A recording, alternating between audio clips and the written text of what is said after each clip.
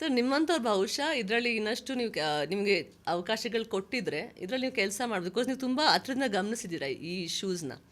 ನೀವು ಒಂದು ಬಾರಿಗೆ ZP ಆಗೋಕ್ಕೂ ಕಂಟೆಸ್ಟ್ ಮಾಡಿದ್ರಿ ನೀವು ಅಲ್ವಾ? ಸೊ ಆ ಸಮಯದಲ್ಲಿ ₹5 ಡಾಕ್ಟರ್ ಅಂದರೆ ರಾಜ್ಯದಲ್ಲೇ ಫೇಮಸ್ಸು.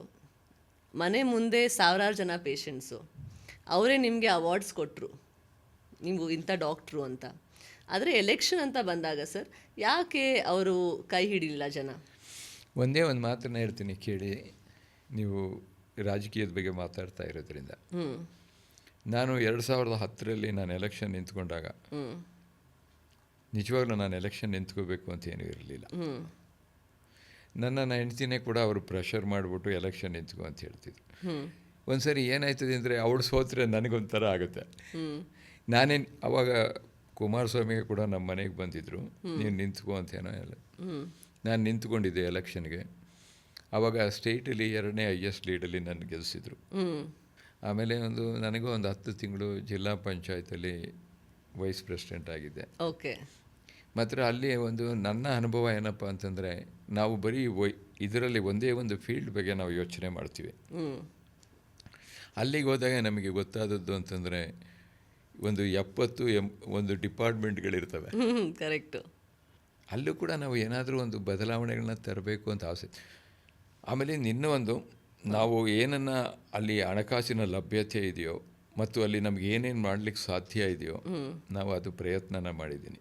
ಅವತ್ತು ಕೂಡ ನಾನು ಪ್ರಾಕ್ಟೀಸ್ ಮಾಡೋದನ್ನ ಬಿಟ್ಟಿರಲಿಲ್ಲ. ಸರ್ ಆ ಅನುಭವದ ನಿಮ್ಗೆ ಏನಂತ ಅನಿಸ್ತು? ಒಳ್ಳೆಯವರು ರಾಜಕೀಯಕ್ಕೆ ಬರೋಕ್ಕಾಗಲ್ವಾ, ಇಲ್ಲ ರಾಜಕೀಯ ಒಳ್ಳೆಯವ್ರಿಗಲ್ವಾ? ಆಮೇಲೆ ಇದರಲ್ಲೇ ಮುಂದುವರೆದ ಒಂದು ಮಾತು ಹೇಳ್ತೀನಿ.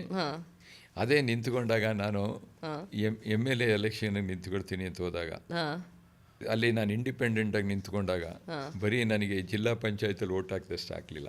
10,11,000 ಓಟ್ ಬಂತು. ಅದು ಜನಕ್ಕೆ ಇಷ್ಟ ಇಲ್ಲ. ಪಾರ್ಟಿ ನಿಂತ್ಕೊಂಡಾಗ ಅವ್ರು ನೋಡ್ತಕ್ಕಂಥದ್ದೇ ಬೇರೆ. ಅದೇ ನೀವು ಇಂಡಿಪೆಂಡೆಂಟಾಗಿ ನಿಂತ್ಕೊಂಡಾಗ ಈ ಸರ್ಕಾರಗಳು ಕೊಡ್ತಕ್ಕಂಥ ಮತ್ತು ಪಾರ್ಟಿಗಳು ಕೊಡ್ತಕ್ಕಂಥ ಆಶ್ವಾಸನೆಗಳ ಮುಂದೆ ಮತ್ತು ಅವರ ಹಣದ ಮೈಟ್ ಮುಂದೆ ಮತ್ತು ಅವರ ಕಾರ್ಯಕರ್ತರ ಮುಂದೆ ನಾವು ಹೋರಾಟ ಮಾಡೋದು ಅಷ್ಟು ಸುಲಭ ಅಲ್ಲ. ಪ್ರತಿಯೊಬ್ಬ ಮನುಷ್ಯನೂ ಕೂಡ ತನ್ನದೇ ಆದ ಒಂದು ಪಕ್ಷಗಳನ್ನು ಸಿದ್ಧಾಂತಗಳಿಗೆ ಒಪ್ಕೊಬಿಟ್ಟಿರ್ತಾನೆ. ಅಷ್ಟು ಜನಪ್ರಿಯತೆ ಇದ್ದೂ ನಿಮಗೆ, ಅಷ್ಟು ಜನ ನಿಮ್ಮಿಂದ ಟ್ರೀಟ್ಮೆಂಟ್ ಪಡ್ಕೊಂಡು ಪರಿಚಯ ಇದ್ರೂ ಅದಕ್ಕೆ ಜನಗಳಿಗೆ ಇಷ್ಟ ಇಲ್ಲ ಅಂತಂದಮೇಲೆ ನಮಗೆ ಅದ್ರ ಬಗ್ಗೆ ತಲೆ ಕೆಡಿಸ್ಕೊಳ್ಳೋ ಅವಶ್ಯಕತೆ. ನಾವು ತಿಳ್ಕೊಂಡದ್ದು ಎಷ್ಟೋ ಸರಿ ಇದೆ ಅಂತ ತಿಳ್ಕೊಂಡಿರ್ತೀವಿ, ಅದು ತಪ್ಪಾಗ್ಬೋದು. ಆದರೆ ಇನ್ನೂ ಒಂದು ಏನಪ್ಪ ಅಂತಂದರೆ, ಪಾರದರ್ಶಕತೆ ಇಲ್ಲ ಮತ್ತು ಇಂಟರ್ನಲ್ ಡೆಮಾಕ್ರಸಿಗಳು ಪಾರ್ಟಿಗಳಲ್ಲಿಲ್ಲ, ಅಕೌಂಟಬಿಲಿಟಿ ಇಲ್ಲ. ಟ್ರಾನ್ಸ್ಪರೆನ್ಸಿ, ಅಕೌಂಟಬಿಲಿಟಿ ಇದ್ದರೆ ಇನ್ನಷ್ಟು ಒಳ್ಳೆಯದಾಗೋದು, ಜನಕ್ಕೆ ಸಮಾಜಕ್ಕೆ ಬೆಳವಣಿಗೆ ಆಗೋದು.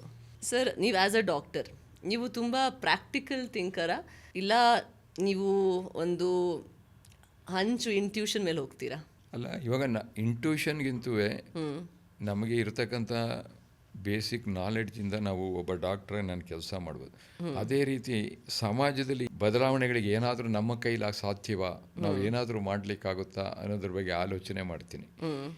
ಇವಾಗ ಯಾವುದೇ ಒಂದು ವಿಷಯಗಳನ್ನು ತಪ್ಪು ಸರಿಯ ಬಗ್ಗೆ ನಾವು ನಿರ್ಧಾರ ಮಾಡೋದು ಮುಖ್ಯ. ನನಗೆ ತಪ್ಪಿದ್ರೂ ಅದನ್ನು ನಾನು ಮಾಡ್ತೀನಿ ಅನ್ನೋದಾದರೆ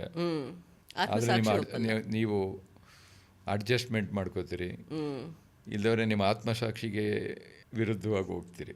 ಅದು ಕಷ್ಟ ಅಂತ ನನಗೆ ಕಾಣಿಸುತ್ತೆ. ಸೊ ನಿಮಗೆ 2 ಬಾರಿ ಹಾರ್ಟ್ ಅಟ್ಯಾಕು ಆಯಿತು? 1 ಬಾರಿ ಆಗಿತ್ತು ಹಾರ್ಟ್ ಅಟ್ಯಾಕು ಮತ್ತು ಇಂಜುರಿ ಆಗಿತ್ತು. ಓಕೆ. ಸೊ ಅವೆರಡು ಘಟನೆಗಳ ನಂತರ ನಿಮ್ಮ ಆಲೋಚನೆಗಳೇನೋ ಬದಲಾವಣೆ ಬಂತಾ? ಇದಾದಮೇಲೆ ನನಗನ್ಸುತ್ತೆ ಅಂದರೆ, ನಾನು ಪ್ರಾಕ್ಟೀಸ್ ಮಾಡ್ತಾ ಇದ್ದಾಗ ನನಗೊಂದೋಯ್ತು, ನನಗೆ ಶುಗರ್ ಇರಲಿಲ್ಲ, BP ಇರಲಿಲ್ಲ, ನನ್ನ ಹೆಲ್ತು ಸರಿ ಇದೆ, ಏನು ತೊಂದರೆ ಇಲ್ಲ. ಅಂದರೆ ನಾನು ಜೀವನದಲ್ಲಿ ರೆಸ್ಟ್ ಕೊಡೋದಾಗಲಿ, ಬಾಡಿಗೆ ಎಕ್ಸರ್ಸೈಸ್ ಮಾಡೋದಾಗಲಿ ನಾನು ಮಾಡ್ತಿರಲಿಲ್ಲ. ಮತ್ತು ಫುಡ್ಡನ್ನು ಕೂಡ ಎರಾಟಿಕ್ಕಾಗಿ ನಾವು ತಗೋತಾ ಇದ್ದೋ. ಓಕೆ, ತಗೊಳ್ತಾ ಇದ್ರಿ? ಎರಾಟಿಕ್ಕಾಗಿ ಅಂದರೆ ಒಂದ್ಸರಿ ತಿಂತಿದ್ದೋ, ಒಂದ್ಸರಿ ಟೈಮ್ ಸರಿ ಊಟ ಮಾಡ್ತಿರಲಿಲ್ಲ. ಕೆಲಸದ ಮೇಲೆ ಗಮನ ಜಾಸ್ತಿ, ಕೆಲಸದ ಮೇಲೆ ಹೆಚ್ಚಿಗೆ ಒತ್ತಿದ್ಕೊಳ್ತಿ. ಇದಾದಮೇಲೆ ನನಗನ್ಸುತ್ತೆ ನಮ್ಮ ಆರೋಗ್ಯದ ಬಗ್ಗೆನೂ ಕೂಡ ಒಂದು ಸ್ವಲ್ಪ ಆಲೋಚನೆ ಮಾಡಬೇಕು ಮತ್ತು ಫುಡ್ಡನ್ನು ಕೂಡ ರೆಗ್ಯುಲರಾಗಿ ತಗೋಬೇಕು. ಅದರಲ್ಲಿ ಏನಾಗಿದೆ ಅಂದರೆ, ನಾನು ಹೆಚ್ಚಿಗೆ ಮಾಂಸನ ತಿಂತಿದ್ದೆ. ಈ ಬ್ಲಡ್ಡಲ್ಲಿ ಟ್ರೈಗ್ಲಿಸರೈಡ್ಸ್ ಇವೆಲ್ಲ ಜಾಸ್ತಿ ಇತ್ತು ಮತ್ತು ಬಾಡಿಗೆ ರೆಸ್ಟ್ ಕೊಡ್ದೇ ಇದ್ದುದರಿಂದ ಏಜ್ ಆದಾಗ ತಡ್ಕೊಳ್ಳೋ ಶಕ್ತಿ ಅದಕ್ಕೆ ಇರಲಿಲ್ಲ. ಎಲ್ಲೋ ಒಂದ್ ಕಡೆ ಸ್ಟ್ರೆಸ್ಸಿಂದ ಬಂತಾ ಸರ್ ಇದು ನಿಮಗೆ? ಸ್ಟ್ರೆಸ್ ಅನ್ನೋದಕ್ಕಿಂತವೇ ನಿಮ್ಮ ರಿಫ್ಲೆಕ್ಸಸ್ ಕಡಿಮೆ ಆಗ್ತಾ ಬರುತ್ತೆ. ನಿಮಗೆ ಒಂದು 40 ಇಯರ್ಸ್ ಆದಾಗ ನಿಮಗೆ ರೀಜನರೇಷನ್ನು ಕಡಿಮೆ ಆಗುತ್ತೆ. 60 ಇಯರ್ಸ್ಗೆ ಹೋದಾಗ ಡಿಜನರೇಷನ್ ಆಗುತ್ತೆ. 75 ಇಯರ್ಸ್ ಆದಾಗ ಅಟ್ರೋಪಿ ಆಗ್ತೀವಿ. ಇದು ಗೊತ್ತಿದ್ದು ಕೂಡ ನಾವು ನೆಗ್ಲೆಕ್ಟ್ ಮಾಡ್ತೀವಿ. ಆದರೂ ಕೂಡ ಒಂದೇ ಒಂದು ಸ್ವಲ್ಪ ಟೈಮನ್ನು ಈಗಾದರೆ ಒಂದು ಗಂಟೆ ಆದರೂ ನಾನು ಎಕ್ಸರ್ಸೈಸ್ ಮಾಡ್ತೀನಿ. ಓಕೆ. ಒಂದೇನೋ ಪೇಪರ್ ಓದೋದು ಮಾಡ್ತಿದ್ದೋ ಮುಂಚೆನೂ ಮನೆಗೆ. ಅದು ಇವಾಗ ಟೈಮ್ ಸರಿಯಾಗಿ ಊಟ ಮಾಡ್ತೀನಿ. ಮುಂಚೆ ಎಲ್ಲ ನಾನು ಏನು ಊಟ ಮಾಡ್ತಿದ್ನಪ್ಪ ಅಂದರೆ 11 ಗಂಟೆಗೆ ಊಟ ಮಾಡಿದರೆ ರಾತ್ರಿ ಒಂದು ಸಾರಿ ತಿಂಡಿ ತಿಂದರೆ ರಾತ್ರಿ ಊಟ ಮಾಡ್ತಿದ್ದೆ. ಓಕೆ. 10-11 ಗಂಟೆಗೆ. ಈಗ ಒಂದು ಸ್ವಲ್ಪ ರೆಗ್ಯುಲರ್ ಆಗಿ. ಆಮೇಲೆ ಹೆಚ್ಚಿಗೆ ಹೊತ್ತು ನಾನು 8 ಅವರ್ ಅಂದರೆ 8 ಗಂಟೆ ಆದಮೇಲೆ ನಾನು ಕೆಲಸ ಮಾಡೋಕ್ಕೆ ಹೋಗಿಲ್ಲ. ರೆಸ್ಟ್. ಓಕೆ. ಆ ಬದಲಾವಣೆ ಆಗಿದೆ.